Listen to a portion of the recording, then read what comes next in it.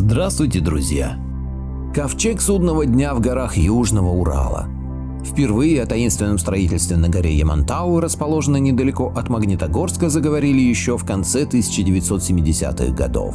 Именно тогда там был учрежден Южноуральский государственный заповедник, куда не могли попасть посторонние. Причем охраняли границы заповедника не только егеря и охотоведы, но и солдаты внутренних войск.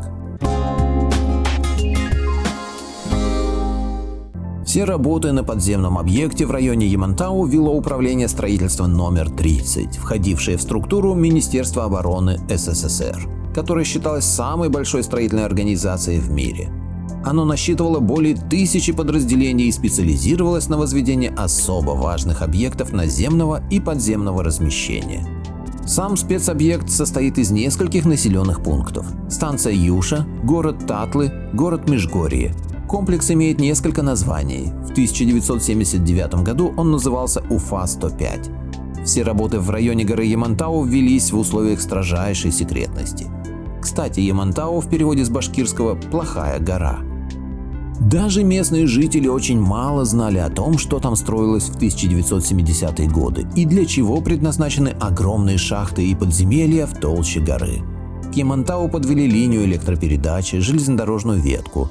От Магнитогорска к ней ведет автомобильная дорога. Что же находится внутри горы? По мнению экспертов, в горе Ямантау расположен огромный подземный город, в котором в течение длительного времени могут проживать около 300 тысяч человек. Вся российская элита. По неподтвержденным данным, в подземном комплексе, поделенном на так называемые дома, создана вся необходимая инфраструктура. Подведены коммуникации, налажены системы жизнеобеспечения. Сам комплекс состоит из системы шахт диаметром 30 метров. Примечательно, что территория, где находится этот подземный город, представляет собой гигантский аккумулятор воды. Здесь берут начало множество рек и речушек, притоков реки Белой. Ученые полагают, что при взрыве в этом районе термоядерного заряда вода в подземном комплексе будет оставаться чистой более 300 лет. Чтобы сохранить в тайне строящийся на Ямантау объект, были предприняты беспрецедентные меры. Вокруг горы установили множество КПП, службу на которых несли солдаты внутренних войск. Пропуска для лиц, допущенных в район строительства, регулярно менялись примерно раз в 3 месяца. При увольнении в запас все военнослужащие давали подписку о неразглашении. Гражданские и вольнонаемные строители получали специальную надбавку за секретность. Горную породу из подземных выработок и штолен вывозили по ночам на огромных самосвалах.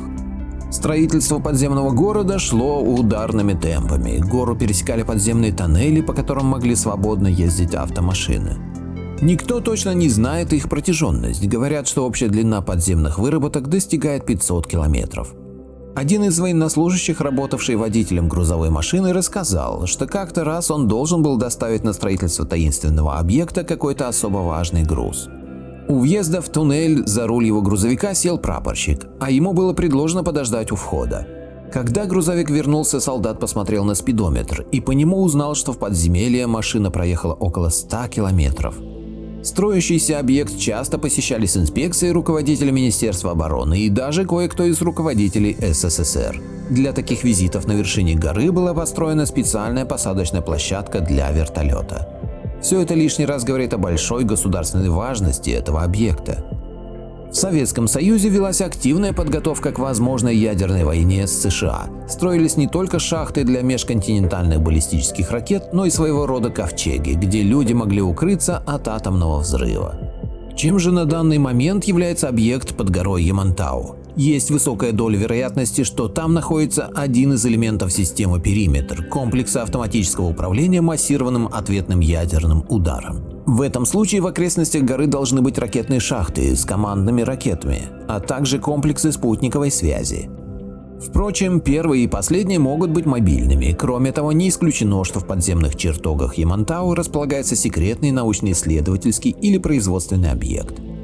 Эту версию косвенно подтверждает наличие на границе с Южноуральским заповедником другого закрытого города.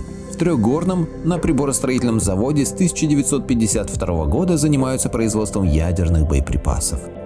После развала Советского Союза стройку законсервировали, однако к концу 1990-х годов здесь вновь закипела работа, результатом которой стал бетонный завод и горнообогатительный комбинат. Предполагается, что данные объекты являются не единственными и даже не первостепенными. Якобы данные сооружения соединены между собой ходами, снабжены автономными системами ввода и электроснабжения, линиями связи, метро. Межгорье полнится слухами. К примеру, наиболее популярными были о том, будто бы внутри горы расположен некий ковчег для золотого миллиарда, куда с началом крупных катаклизмов укроются сильные мира сего. Таинственности всей этой истории добавляет и тот факт, что никто из простых смертных не знает истинного предназначения объекта, так как и сейчас доступ к горе перекрыт охранными подразделениями. Возможно, бункер Ямантау рассчитан на длительное, несколько десятков лет управления страной после ядерного удара. Руководство страны и приближенные к нему избранные переждут пару недель после удара в подмосковных бункерах Метро-2. Затем, когда радиационный фон спадет, произойдет вертолетная эвакуация в Ямантау.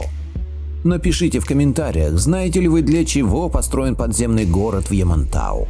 Автор статьи Олег Щукин. Благодарю всех, кто подписался на мой канал и смотрит мои видео. Ссылка на статью в описании. Поделитесь моим видео в соцсетях с родными, друзьями и знакомыми. Люди имеют право знать все точки зрения. Всем спасибо за внимание, буду рад вас видеть на своем канале снова.